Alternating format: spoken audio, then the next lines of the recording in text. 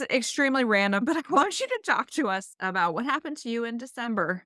Terrible cleaning products situation. This is safety quarter. Okay. By the way, that video has gone viral too. It has over a Oh, billion views. oh my gosh. Okay, we'll link it. I'll link it in the show notes so you guys know what Oh we're my talking. gosh. It was oh geez, what a month. Okay, so first of all, I want every organizer, women business owner, anybody out there listening to this right now that has an intuition that they want to take a month off to just take the damn month off. So, I worked my ass off all summer and I worked so many hours. I loved it. I'm not complaining at all. But I knew that I wanted to spend the month of December. I wanted to take the month of December off. I had my daughter and her fiance were going to be flying in from Boston for 10 days. My granddaughter Charlie is now 1.5, so a little bit more fun. Caitlin was coming home from U of O in early in the beginning of the month. I'm just like, I'm just gonna be home. Like, I'm just going to be a mom again for a month. Well, that was October and then November turned to shit. But then all of a sudden, November went gangbusters again at the last 2 weeks, like always. But I let people know when my past clients, I also let them know when my calendar frees up, and usually I get somebody that wants it. And then all of a sudden, I had 2 big declutter and downsizing jobs pop up that needed to happen in December. Okay, I'll do it. Whatever, I won't take December off. Who needs December off? November 30th, I was doing a bathroom. I picked up a spray bottle, and it had not been screwed on all the way, but I didn't know that. So I was lifting it from the top, and it stayed on long enough to I was bending down. I picked it up, so it dropped from the full length of me standing up, hit the ground, and whatever gravity, whatever happened, it like fountained straight up. So the bottle hit, and it was full enough, empty enough, whatever it was, that it created this shooting of this cleaner directly into my eyeball. You had like the worst physics experiment It example of all literally, time. I don't think it can be duplicated. Yeah. And I was there alone and I freaked out. I panicked. I'm screaming. I go under the sink and I'm start flushing it, flushing it, flushing it. And I mean, the burning was unreal. So this happened at 11:15. I powered through the job, wet washcloth, kept rinsing it, organizing with one hand over my eye. Just luckily, it wasn't a product implementation day. It was just sorting and I am throwing gonna out stuff. I am gonna stop and yell at you about this for just one hot second, though. I'm gonna yell at you because there are a few things that I believe you do not mess around with. Eyes happen to be one of Eyeball. them. Eyeballs, do not mess with eyeballs, people. The second thing that you never wanna mess with is your lungs. So anyone who's like, "Oh, this house has a mold problem, but I think I'm still gonna do it." Please do not, okay? Like, I don't say no to most things, but, like, do not mess with your eyes and do not mess with your lungs, but continue. Yes. We've gone to the So hospital. I keep pressing on, but I'm just like, I'm committed, and I just, so I make it through till 1:15 and I leave and I have to go to a consultation. Oh my gosh. And my consultation is 30 minutes away.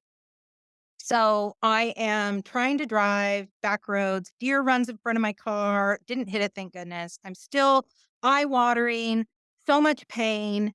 I mean, it's been 2 hours now, right? I swing into a CVS, grab a bunch of Visine. I'm Oh, squirting Visine in my eye. I feel like that's the It, worst thing you could do. I am not an ophthalmologist, but that feels even worse. I'll tell you about that. And then I get to my consultation and my eyes like almost swollen shut at this point, and I'm just like, I just kind of scratched my eye a little bit today. So let's just see what you got going on. The person hire Folded you. my eye, powered through a 30-minute consultation. By the time I finished the consultation, I was almost ready to throw up. I was in so much pain. Yeah. I have to a 30-minute drive home. I get back in the car. This is everything. If I ever found out my kid did any of this, I'd be so mad. I got Just as you're telling this story, like, are you going, "Oh, I made a oh series of very bad decisions here." Oh, when I think about what I did, I'm so ridiculous. I can't you Cautionary tale, you guys. Anybody it's listening, you cautionary tale. cannot go on autopilot when you do something like that. So I get home finally at 3:30. So this happened at 11:15. I'm home at 3:30. Nobody's home. So nobody's home. Chad is out of range. I can't call him. My family knows I've done something because I sent a picture of my eye, and I at 4:15 text no, I didn't text. I called. I voice called because I couldn't even see my phone. I called my daughter, my oldest daughter who lives just 5 minutes away, and I said, "I need urgent care, or I need an emergency room." So she came and got me. We go to the emergency room. There's an 8-hour wait. So we leave the emergency room, find an urgent care. They get me in. By the time I'm at urgent care, there is green goo coming out of my Oh, eye.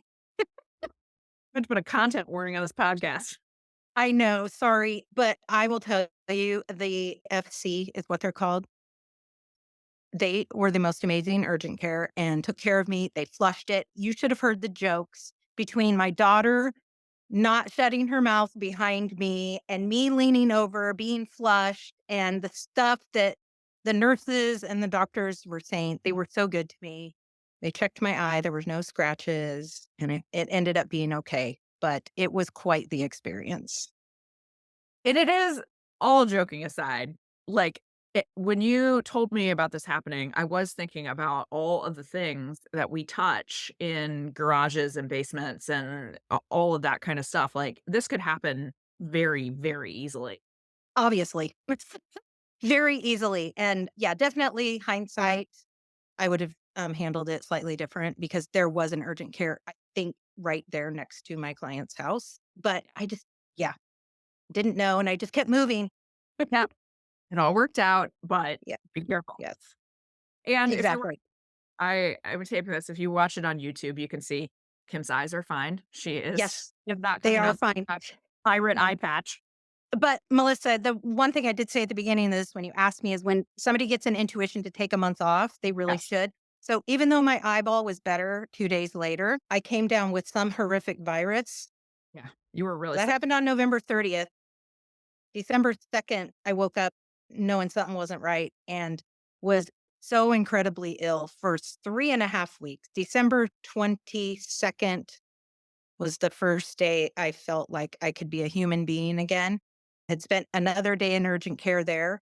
So listen to your gut. My body obviously did not want to work the month of December. And all those clients that I had scheduled, I had to reschedule. And that is not something you want to do either. Yeah.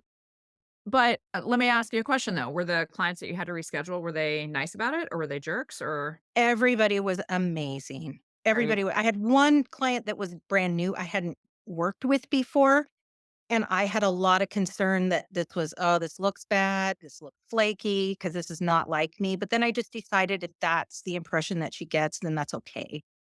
Yeah. Let it go. Yeah. But I love that because I did not know what your answer was gonna be because you could have come back and been like, "Yep, they all canceled on me." But, like, that is an example of we sometimes and I mean, all joking aside, when you kept working on your job, because 'cause you're like, "That's what I do, I work." Like, you could have told that client, "Hey, I just had, like, caustic chemicals splash my I can't finish your job." I have worked in this business a long time. I have not had anyone where I've had to a legitimate situation where I haven't said, "I am so sorry, but" eh, everyone's been nice. Like, Mhm. life happens. And I think that people and now there are a lot of bad things that came out of COVID. I think one of the good things is people seem to be a little bit more respectful when sickness happens. We're just like, "Nope, we understand. Go take care of yourself." Yeah, and that's why it's important, I think, to be consistent as a business owner and how you, present yourself too, because I do present myself, I'm always on time. I always communicate. I very rarely cancel a session. So you need to be consistent so that when something does happen, it truly is out of the ordinary and people will have a little bit more compassion for you. Get the grace. Yeah, you get the side. Yeah. So that's not a great story, but on the flip side, can you tell us the story about your mom? It was so cool. So this is just such an amazing I could see I just got goosebumps. I love it. So my helper that helps me on some of my jobs happens to be my niece as well. She is in her 30s and is my sister's daughter. And we were working on a job in Portland, and she came one day and said, "I have some stuff in my car my mom sent with me." And was like, "What'd your mom send? That's weird."